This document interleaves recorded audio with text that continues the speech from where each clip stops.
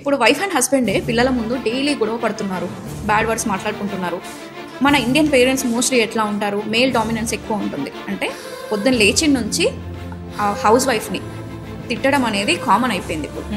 అది కాస్త మీరు అనుకోవచ్చు మీరు తిడుతుంది వైఫ్నే, ఇంట్లో ఉండే ఒక పర్సన్నే, కానీ అది మెంటల్గా పిల్లల మైండ్లో కూడా చాలా ఇంపాక్ట్ చూపిస్తుంది. బికాస్ మీ పిల్లలు ఒకవేళ అమ్మాయి అనుకోండి, అమ్మాయి అయితే రేపు పొద్దున నాకు కూడా పెళ్ళైతే నా హస్బెండ్ కూడా ఇట్లా ఉంటాడేమో, లేదా ఒక అమ్మాయిని ఇట్లా డిస్రెస్పెక్ట్ చేస్తారు అనేది ఒక మేల్ జెండర్ పైన ఒక డిస్రెస్పెక్ట్ అనేది చూస్తాం మనం.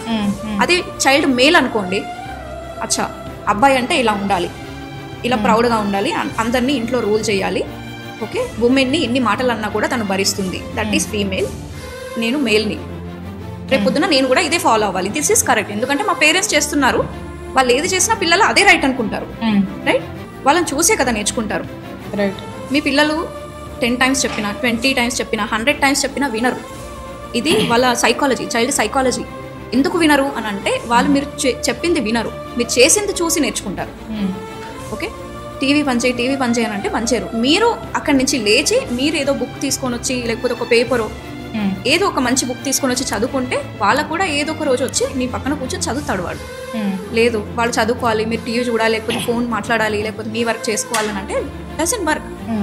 మీరు చేసింది చూసి మాత్రమే వాళ్ళు ఫాలో అవుతారు.